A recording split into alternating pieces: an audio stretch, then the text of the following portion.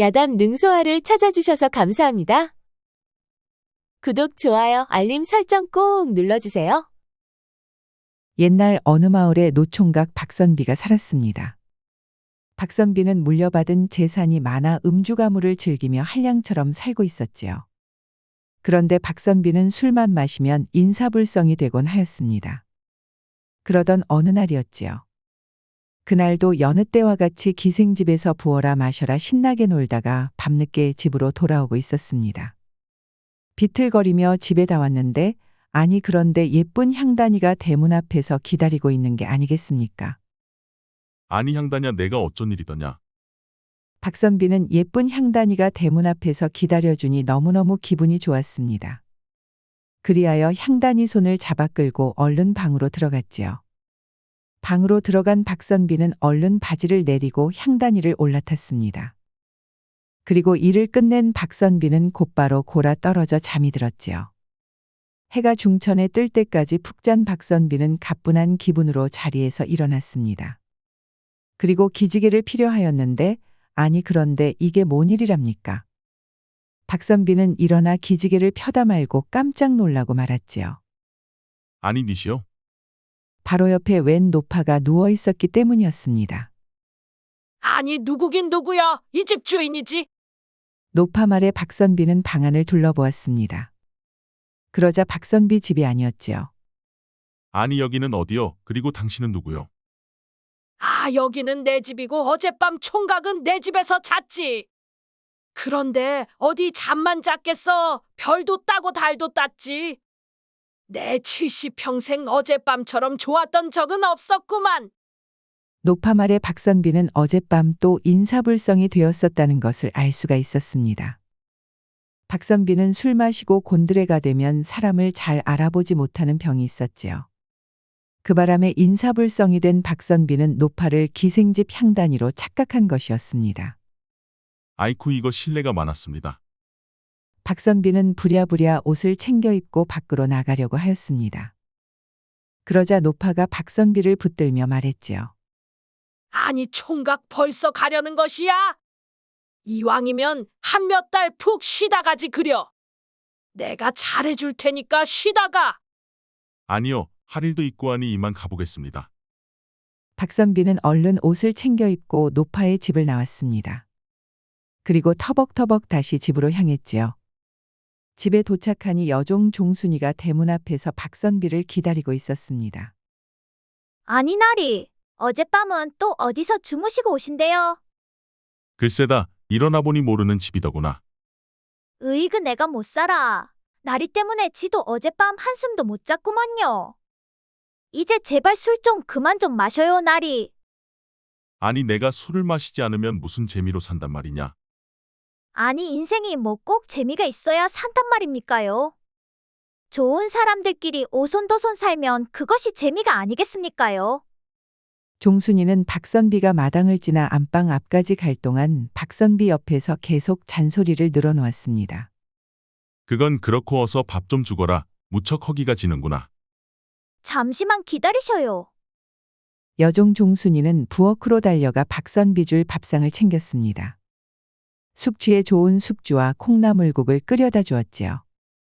아이 시원하다. 역시 내 솜씨는 어디다 내놔도 손색이 없도다. 그렇지요. 제 음식이 나리한테는 딱이지요.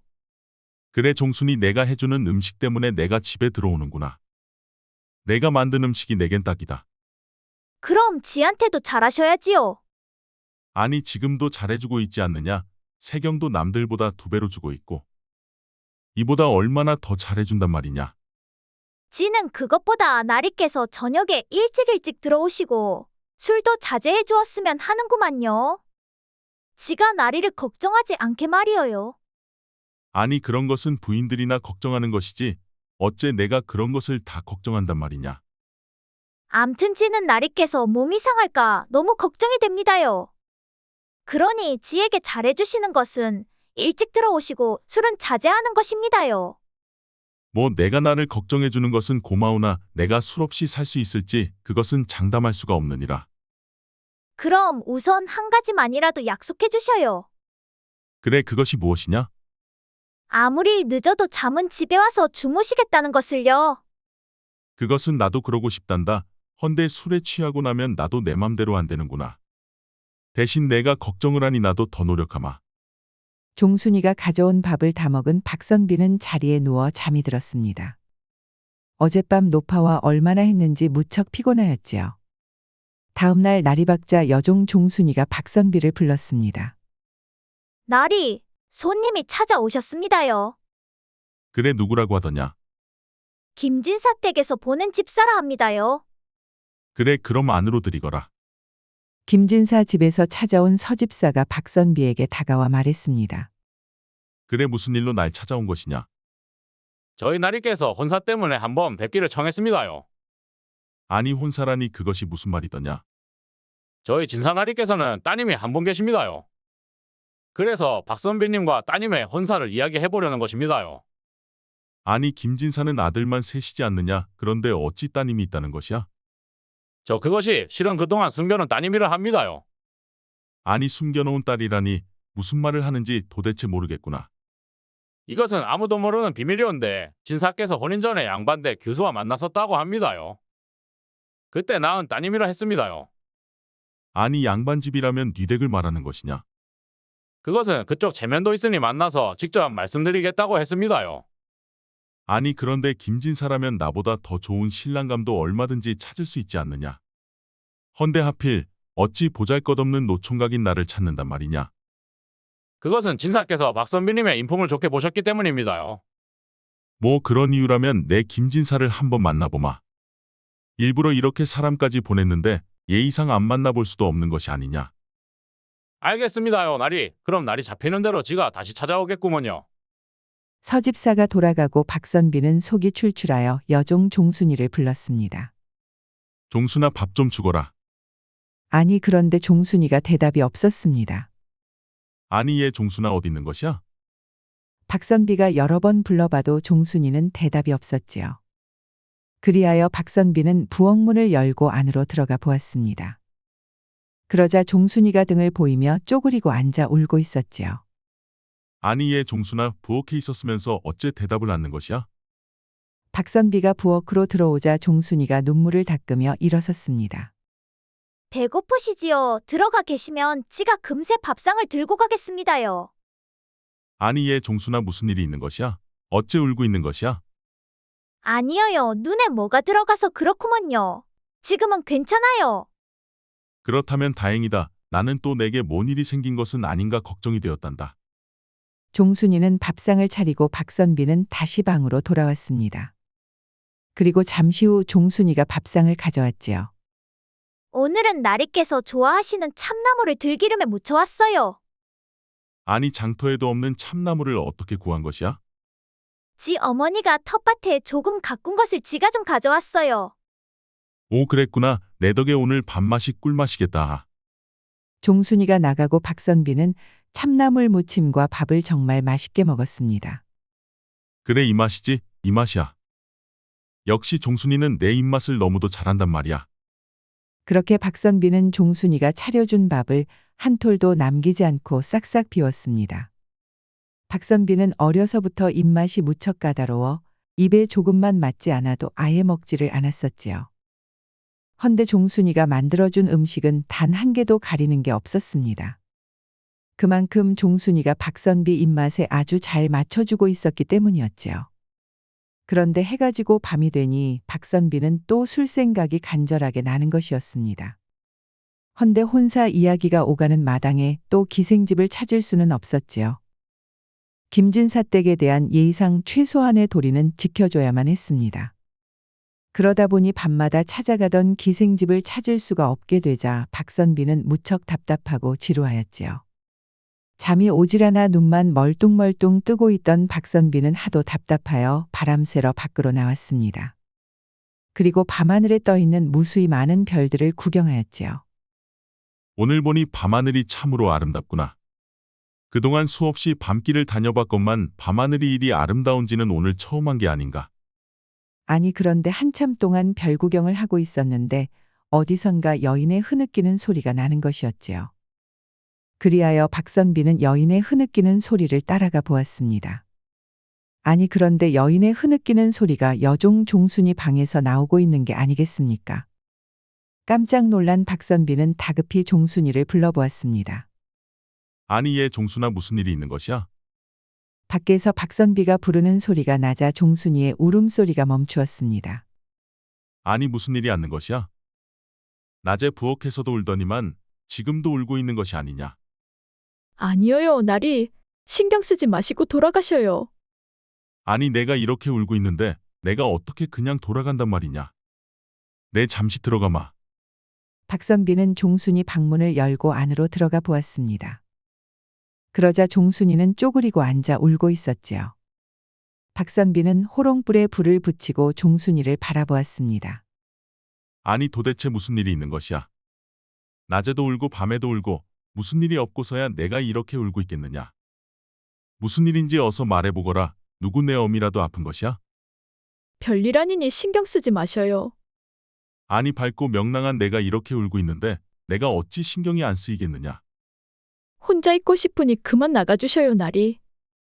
내가 나가지 말래도 나가야겠지만 이유도 설명해주지 않으니 나도 좀 섭하구나. 분명 내게 힘든 일이 있는 것 같은데 어찌 나한테는 한마디 상의도 않느냐 말이다.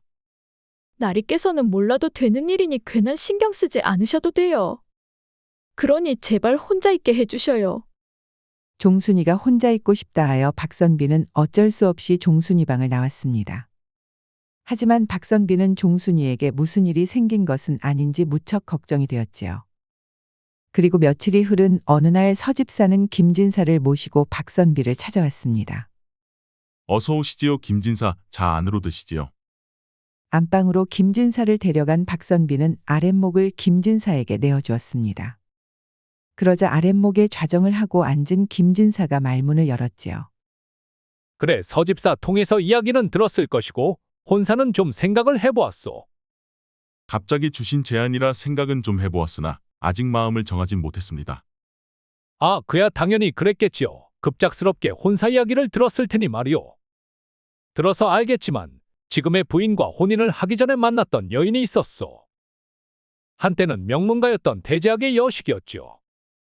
헌데 당시 대제학께서 반대하시는 바람에 우린 혼인을 하지 못하였소.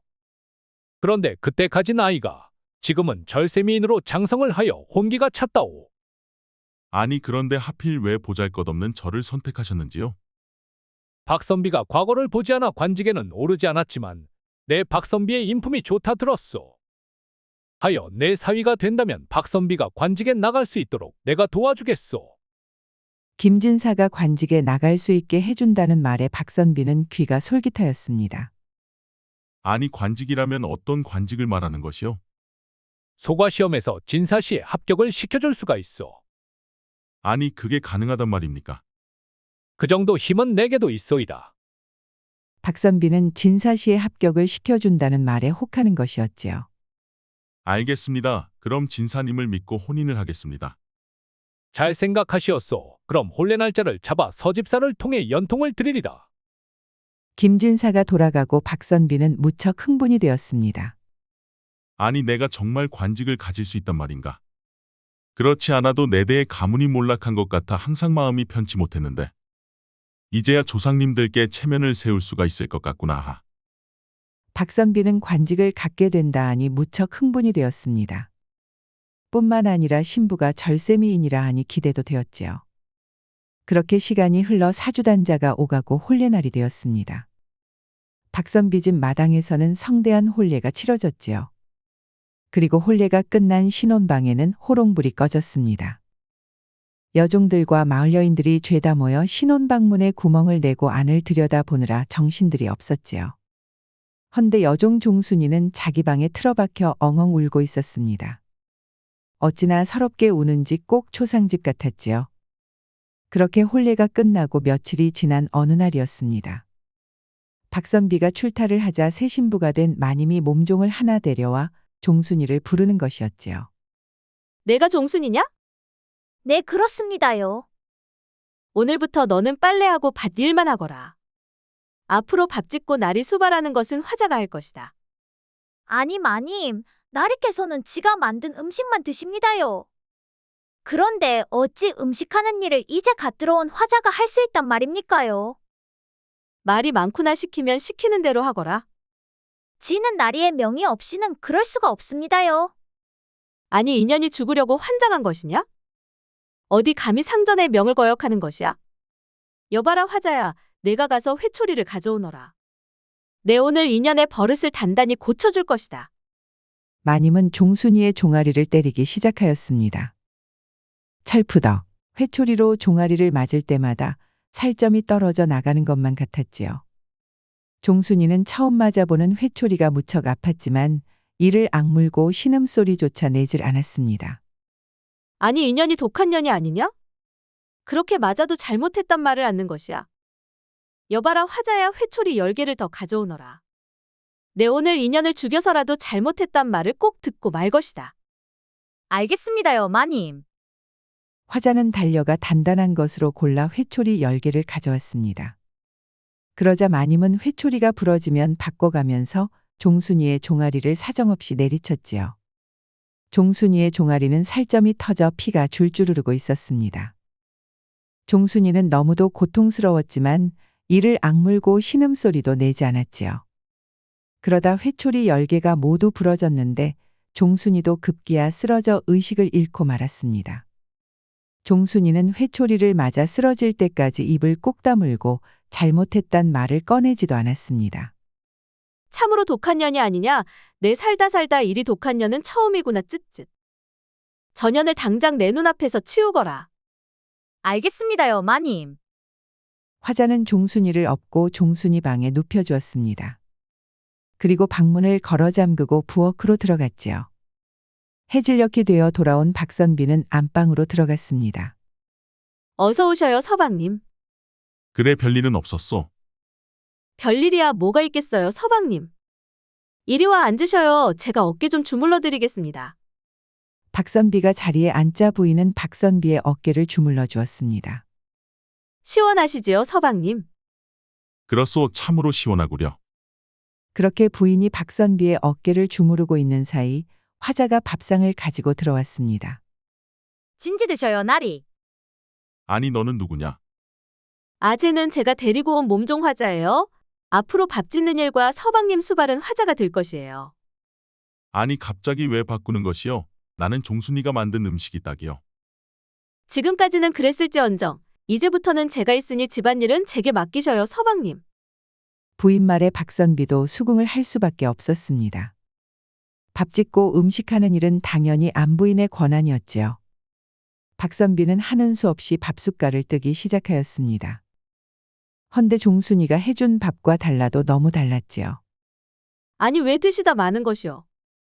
내 입맛에는 맞지가 않소. 그러니 밥 생각이 없구려. 박선비는 두 숟갈도 뜨지 못하고 숟가락을 내려놓고 말았습니다. 그럼 뭐 다른 거라도 가져다 드릴까요?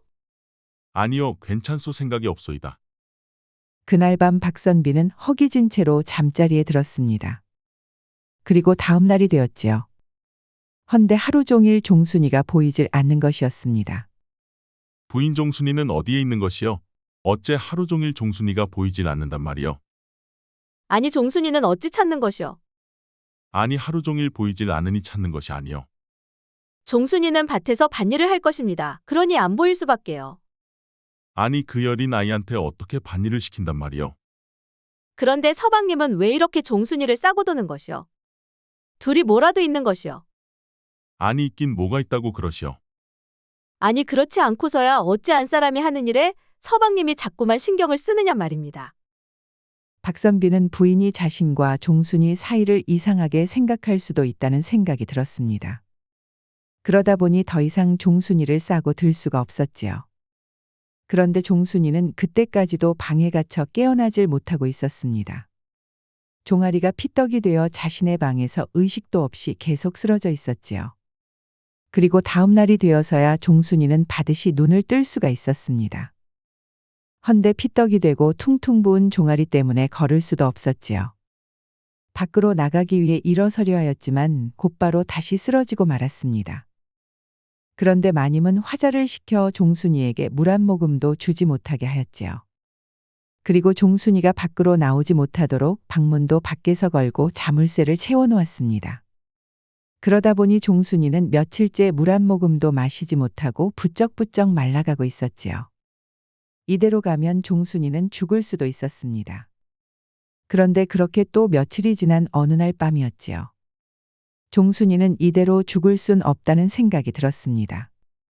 내가 이대로 죽으면 안 돼. 불쌍한 박선비님은 밥도 제대로 드시지 못할 것이야. 박선비는 입맛이 무척 까다로웠습니다.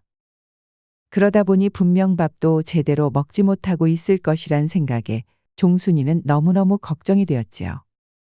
그래서 종아리가 조금 회복된 종순이는 있는 힘을 다하여 밖으로 나오려 하였습니다. 헌데 밖에서 잠가놓은 자물쇠 때문에 방문을 도저히 열 수가 없었습니다. 그리하여 종순이는 문살을 입으로 물어뜯기 시작하였지요. 딱딱하고 단단한 문살은 잘 뜯기지도 않았습니다. 하지만 종순이는 포기할 수가 없었지요. 입술이 터져 피가 줄줄 흘러도 종순이는 멈추질 않았습니다.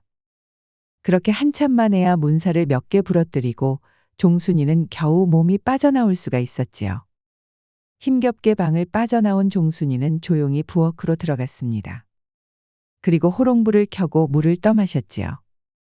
그런데 입술 여기저기가 터져 무척 쓰라렸습니다. 하지만 꾹 참고 물로 허기를 채운 종순이는 새로 들어온 화자가 만든 찬을 찾아 맛을 보았습니다. 그런데 예상대로 박선비 입맛에 맞는 맛이 아니었지요. 나리께서는 이런 음식으로는 식사를 못 하셨을 텐데 어찌하고 계셨을까? 종순이는 박선비가 너무너무 걱정이 되었습니다. 그리하여 이것저것 만들어 놓은 찬들을 모두 먹어보았지요. 헌데 유독 박선비가 좋아하는 참나물이 하나 있었는데 뭔가 맛이 좀 이상했습니다. 그리고 먹고 남은 국물 맛도 무척 이상했지요. 그리하여 종순이는 양념통들을 일일이 살펴보았습니다. 그런데 양념들은 이상이 없었지요. 그런데 그때 부엌벽 틈 사이에 종이에 싼 뭔가가 보였습니다. 그리하여 꺼내보니 기름 종이에 정체 모를 하얀 가루가 들어있었지요. 하얀 가루의 정체가 의심이 된 종순이는 다른 기름 종이에 하얀 가루를 조금 덜었습니다. 그리고 원래 있던 그대로 다시 넣어놨지요. 다시 방으로 돌아온 종순이는 밥도 먹지 못하고 있을 박선비가 너무너무 걱정이 되었습니다. 화자가 만든 음식을 박선비는 입에도 대지 않을 게 뻔했기 때문이었지요. 그리하여 다음날 해가 뜨면 박선비를 꼭 만나봐야겠다고 종순이는 생각을 하였습니다. 그리고 아침 해가 떠오르자 종순이는 밖으로 나왔습니다. 그런데 부엌 앞에서는 마님과 화자가 속삭이듯 무슨 대화를 하고 있었지요. 안녕히 주무셨어요, 마님. 종순이 말에 마님이 깜짝 놀라 종순이를 보았습니다. 아니, 내가 어떻게 나온 것이야? 문살 몇 개 부러뜨리고 나왔구먼요. 마님이 양심에 찔리는 게 있었는지 당혹해하며 더 이상 악랄하게 굴지는 않았습니다. 이왕 나왔으니 밥부터 먹거라. 그리고 너는 밭에 나가 일하거라. 알겠습니다요, 마님. 종순이는 힐끔힐끔 안방 쪽을 바라보았습니다. 혹시나 박선비 얼굴이라도 볼 수 있을까 해서였지요. 헌데 박선비의 모습은 보이질 않았습니다. 따라와, 밥 줄게. 그래, 알았어. 종순이는 화자를 따라 부엌으로 들어갔습니다. 그리고 화자가 챙겨준 밥을 먹었지요. 화자야, 나리께서는 식사 잘하셔. 그런 것은 왜 묻는 것이야? 나리는 내가 만든 음식에 길들여져 있어서 걱정되어서 그래. 괜한 것에 신경 쓰다 마님한테 걸리면 넌 이곳에서 당장 쫓겨날 것이야. 그러니 신경 꺼. 화자가 유난히도 민감하게 굴자 종순이는 뭔가가 있는 것은 아닌가 하는 생각이 들었습니다. 그리하여 밥을 다 먹고 밭으로 일하러 간다고 마님에게 말했습니다. 그럼 밭에 가서 일하고 오겠습니다요. 그래, 다녀오거라. 종순이는 종아리가 무척 아팠지만 일부러 밭으로 일하러 간다 하고 대문 밖으로 나왔습니다. 그리고 집 뒤로 돌아가 다시 담장을 넘어 안채 뒤로 들어갔지요. 밥을 먹지도 못하고 있을 박선비의 모습을 확인하기 위해서였습니다. 안채 뒤로 들어간 종순이는 안방 뒷문 문틈 사이로 안을 살펴보았습니다. 그러자 박선비는 아직도 자리에 누워 있는 것이었지요. 아니 그런데 자세히 살펴보니 박선비는 반쪽이 되어 있었습니다. 그리고 기침을 하였는데 곧 죽을 사람처럼 기력이 전혀 없었지요. 박선비의 그런 모습을 보고 나니 종순이의 두 눈에서는 눈물이 주르륵 흘러내렸습니다. 그런데 문득 어젯밤 정체모를 하얀 가루 생각이 났지요. 그리하여 종순이는 다시 담장을 넘어 밖으로 나왔습니다. 그리고 의원 집으로 달려갔지요. 의원날이 이것 좀 확인해 주셔요. 아니 종순이 아니냐? 그런데 이게 무엇이야? 지도 그것을 몰라서 가져와 봤습니다요. 의원은 종순이 말에 하얀 가루를 자세히 살펴보았습니다. 그리고 손가락으로 살짝 찍어서 혀끝에 대보았지요. 그리고 의원은 놀란 표정을 하며 침을 퇴퇴 뱉었습니다. 아니 이것을 어디서 난 것이냐?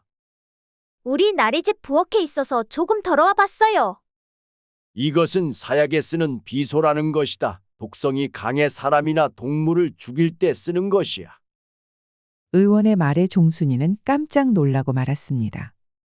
그리고 그동안 마님과 화자가 무슨 짓을 벌이려는 것인지 이제 알 것만 같았지요.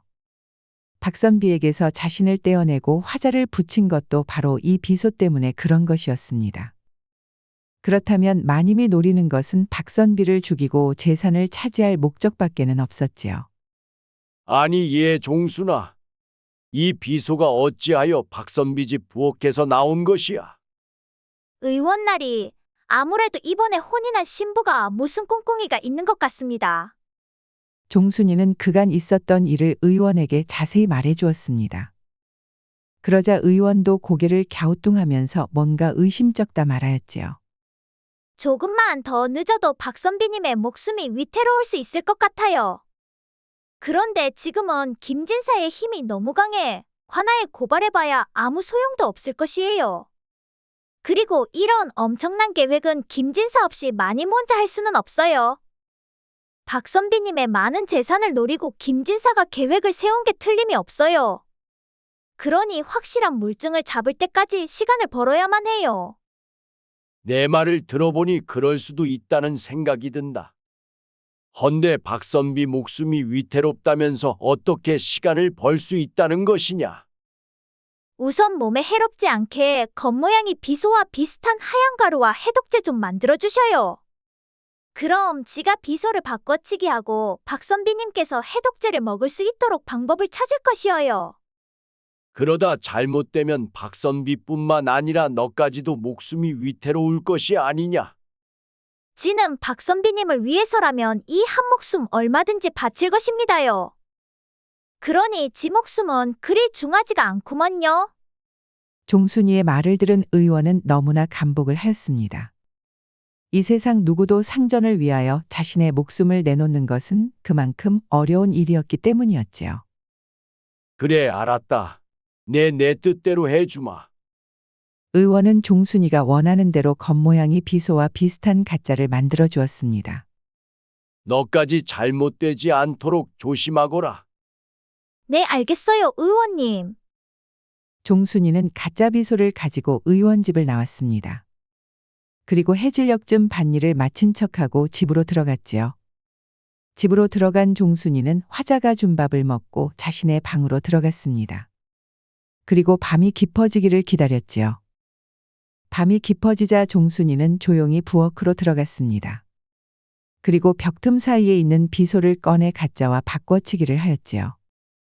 그리고 며칠 동안 아무것도 모르는 척하면서 밭으로 일하러 가는 척을 하였습니다. 그리고 다시 뒤쪽 담장을 넘어와 마님과 화자의 동태를 살펴보았지요. 그러던 어느 날이었습니다. 마님과 화자가 부엌에서 나누는 이야기를 듣게 되었습니다. 박선비가 벌써 죽을 때가 되지 않았느냐? 헌데 왜 아직도 살아있는 것이야? 지는 마님이 시키는 대로 참나물과 국에 소량씩 비소를 계속 넣었습니다요. 헌데 박선비가 밥숟갈을 한두 수저밖에 뜨지를 않으니 효과가 미미한 것 같습니다요. 그런데 어찌 박선비는 밥을 통 먹지를 않는지 모르겠구나. 그럼 이제 어찌하면 좋겠습니까요? 글쎄다, 이래서는 나도 어찌해야 좋을지 모르겠구나. 오늘 저녁은 평소보다 비소를 2배로 넣어보거라. 그리고 내일 날이 밝거든 진사님을 모셔오거라. 아무래도 진사님께서 보시고 어찌하면 좋을지 판단하는 게 좋을 것 같다. 그리하겠습니다요. 두 사람의 대화를 엿들은 종순이는 조용히 밖으로 나왔습니다. 그리고 의원을 찾아갔지요. 그래, 어찌 되어 가고 있느냐? 이제야 확실해졌구먼요. 박선비님을 죽이려는 자는 다름 아닌 김진사가 맞습니다요. 아니, 그것이 사실이냐? 맞습니다요. 제가 두 귀로 똑똑히 들었구먼요. 내일은 김진사가 직접 와서 박선비를 보고 어떻게 할지 결정을 한다고 했습니다요. 그러니 의원께서는 지금 곧바로 한시도 지체하지 말고 한양으로 달려가셔야 합니다요. 그래서 박선비님의 작은아버님 형조정랑을 찾아가 꼭 말씀을 드려야 합니다요. 늦어도 아침 동이 뜨기 전에 도착해서 미리 잠복을 하고 있어야 현장을 덮칠 수가 있을 것이구먼요. 그리고 지는 오늘 밤에 꼭 해야 할 일이 있습니다요. 그래, 알았다. 내 당장 한양으로 말 타고 달려가마. 그리하여 의원은 말 타고 한양으로 달려갔습니다. 그리고 종순이는 해질녘쯤 되어 다시 집으로 들어갔지요. 종순이는 화자가 차려준 밥을 먹고 다시 방으로 들어갔습니다. 그리고 밤이 깊어지기를 기다렸지요. 그렇게 밤이 깊어지자 종순이는 조용히 부엌으로 들어갔습니다. 그리고 가짜 비소를 꺼내고 진짜 비소로 바꿔치기 해놓았지요. 다시 방으로 돌아온 종순이는 잠을 자지 않고 뜬 눈으로 기다리고 있었습니다. 그러자 잠시 후 새벽 달기 울기 직전 박선비의 작은아버지 형조정랑이 방 안으로 들어왔지요. 내 숙부님께 자초지종은 모두 들었다. 그 말이 사실이냐? 그렇습니다요. 지금 박선비님께서는 안방에서 일어나지도 못하고 있습니다요. 오늘 날이 밝으면 김진사가 직접 찾아와 박선비님을 눈으로 확인하고 어찌할지 결정을 하실 것입니다요. 그러니 안채 뒷문 쪽에 숨어 계시면 안방에서 나누는 이야기를 모두 들을 수가 있을 것입니다요. 그래, 알았다. 내 그리야마. 그리하여 형조정랑은 안채 뒤로 돌아가 잠복을 하였습니다. 그리고 날이 밝자 종순이는 부엌을 살피고 있었지요. 그러자 잠시 후 화자가 박선비 밥상을 들고 나왔습니다. 종순이는 그 모습을 보고 달려가 화자와 일부러 부딪혀 밥상을 뒤엎고 말았지요. 그러자 밥상이 땅바닥에 떨어져 음식이 모두 쏟아지고 말았습니다. 아침 밥상은 화자가 진짜 비소를 넣었기 때문이었지요. 아니 이게 무슨 짓이야? 미안, 너를 못 봤어. 밥상이 엎어지는 소리에 안방에서 마님이 밖으로 나왔습니다. 아니 이게 어떻게 된 것이냐? 종순이 전현이 제게 달려와 부딪혔습니다요. 아니 내년은 아직도 밭에 나가지 않고 집에서 무엇을 하고 있었단 말이냐? 박선비님의 아침 밥상이 모두 엎어진 것을 보고 마님은 더욱 화를 내기 시작하였습니다. 내 인연이 언젠가는 사고 칠 줄 알았느니라 인연을 살려두는 게 아니었어. 화가 난 마님은 마루 위에 있는 다듬이 방망이를 들어 종순이를 사정없이 내리쳤습니다. 그런데 그때 김진사가 안으로 들어왔지요. 아니 무슨 짓들이냐? 아니 글쎄 이 종년이 박선비의 아침상을 엎지 않았겠습니까요? 아침부터 마을 시끄럽게 하지 말고 서집사, 전현을 광에 가두거라. 알겠습니다요, 나리.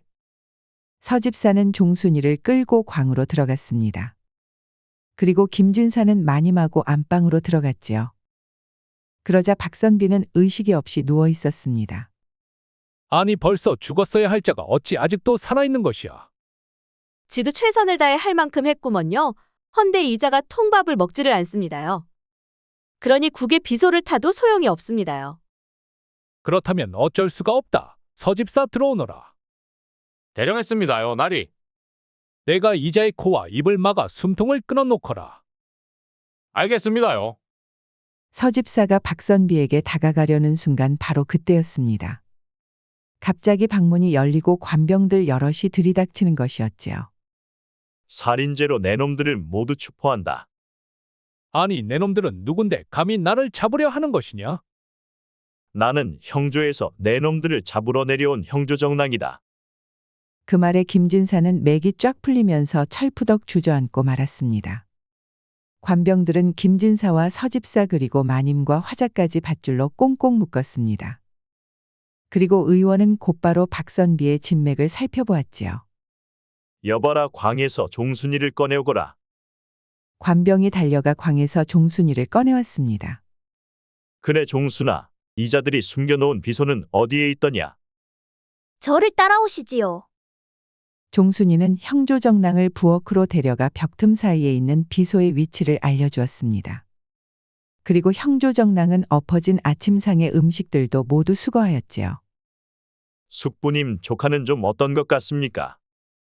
비소 중독이 있긴 하나 아주 미량이라 생명에는 지장이 없을 것 같다. 우선 약재를 달여 마시게 하고 며칠간 죽을 먹으면 기력은 돌아올 것이야. 아이고 나리. 지가 나리를 지켜드리지 못해 너무 죄송합니다요. 그동안 속으로 얼마나 고생이 많았습니까요. 이제는 걱정 마시어요. 지가 목숨 걸고 나리를 지켜드릴 것이구먼요. 종순이는 반쪽이 되어 바짝 마른 박선비의 손을 붙들고 하염없이 울고 또 울었습니다. 그런 종순이를 보면서 의원도 형조정랑도 눈시울이 붉어졌지요. 박선비의 노른자 땅을 탐냈던 김진사는 박선비의 땅을 빼앗기 위해 계략을 세웠습니다. 그리하여 평소 알고 지내던 기생을 데려와 숨겨놓은 딸이라 박선비를 속인 것이었지요. 박선비와 혼인하고 박선비가 죽으면 모든 재산은 부인의 것이 되는 것을 노린 것이었습니다. 그리하여 살인을 하려한 모든 증자가 확보되어 김진사와 부인은 교수형에 처해지고 말았습니다. 그리고 김진사의 지시를 받은 서집사와 화자는 10년간의 옥살이를 하게 되었지요. 며칠 동안 의원의 치료를 받은 박선비는 의식이 돌아왔습니다. 나리 지를 알아보시겠는감요? 아니 넌 누구냐? 종순이는 박선비가 자신을 알아보지 못하는 것 같아 깜짝 놀라고 말았습니다. 아니 정말 저를 못 알아보신단 말이에요? 가만히 보니 너는 사과를 닮은 것이 참으로 먹음직스럽구나. 아이농은 그만하시고 제가 누구냔 말이에요? 누구긴 누구냐? 밝고 천진난만한 애교덩어리가 아니냐. 아 그러니까 내 이름이 뭐냔 말이에요? 내 손을 이리 한번 줘보거라. 박선비는 종순이의 두 손을 꼭 잡았습니다. 그리고 자신의 얼굴에 갖다 대고 말했지요. 내가 무척 그리웠노라. 그동안 내 생각을 얼마나 했는지 모른다. 박선비의 눈은 어느새 촉촉해져 있었습니다. 종순이의 눈에서도 눈물이 줄줄 흐르고 있었지요. 나리 어서 빨리 말해보셔요. 내 이름이 뭐예요? 내 이름은 이 세상에서 가장 고귀하고 소중한 이름이다. 그래서 함부로 부르고 싶지가 않구나 종순아. 박선비 입에서 자신의 이름이 나오자 종순이는 박선비를 버락 끌어안았습니다. 그리고 엉엉 소리내어 울었지요. 아이고 눈 뜨고 봐줄 수가 없구나. 약재는 충분히 지어놨으니 종순이 내가 알아서 잘 챙겨주거라. 종순이는 의원이 나가거나 말거나 박선비만 붙들고 엉엉 울었습니다. 아이고 종순아, 내 받으시 살아났건만 너 때문에 내가 또 죽겠다 캐캐. 그리고 며칠이 흘렀습니다. 이제 박선비는 밥도 다시 먹을 수 있게 되었지요. 역시 이 맛이야. 그동안 이 맛이 얼마나 그리웠는지 모른다. 그러니 나리께서는 저를 버리면 안 되십니다요. 저하고 약조하셔요. 다시는 혼인하지 않겠다고. 아니 그럼 나보고 평생 호라비로 살란 말이냐? 아니 나리가 왜 호랍이랍니까요? 아니 혼인을 하지 않으면 당연히 호라비가 아니냐? 옛말에 등하불명이라 등잔밑이 어둡다고 했습니다요. 그러니 잘 생각해 보셔요. 아니 내게 등잔밑이라면 너밖에 없지 않느냐? 뭐 그렇게 쉬운 것을 빙빙 돌아오십니까요? 아니 내가 지금 내게 청혼을 하는 것이냐? 맘대로 생각하셔요. 헌데 이제는 딴 년은 절대 안 됩니다요. 종순이 말에 박선비는 깔깔대며 배꼽을 잡고 말했습니다. 아니 내가 대동강물을 팔아먹은 봉이 김선달을 뺨치는 게 아니냐? 오냐 그래. 그렇지 않아도 나도 이번 혼사를 통해 배운 게 맞느니라. 인생이란 뜬구름 잡듯이 허무한 꿈을 쫓기보단 진실된 사람과 오손도손 알콩달콩 사는 것이 더 중하다는 것을 알게 되었단다. 그러니 신분보다 더 중한 게 진실됨이 아닌가 싶다. 내가 나한테는 인생의 스승이구나 하하. 박선비의 건강이 돌아오자 박선비는 종순이와 혼례를 올렸습니다. 그리고 아들, 딸 낳고 평생을 재밌고 행복하게 살았답니다. 옛말에 당금지교라는 말이 있습니다. 서로의 마음이 하나가 되면 강한 쇠도 자를 수 있다는 의미이지요. 우정이든 사랑이든 진실한 관계로 맺어지면 어떠한 고난이나 역경도 능히 이겨낼 수 있다는 말이랍니다. 종순이가 박선비를 사랑하는 마음과 종순이를 믿는 박선비의 마음이 진실했기에 서로 역경을 이겨낼 수 있지 않았을까요? 구독과 좋아요, 알림 설정 꼭 부탁드립니다. 다음 이야기도 재미있는 이야기가 많으니 다른 영상도 재미있게 봐주세요. 그럼 여러분 모두 오늘도 행복하고 즐거운 시간 되세요.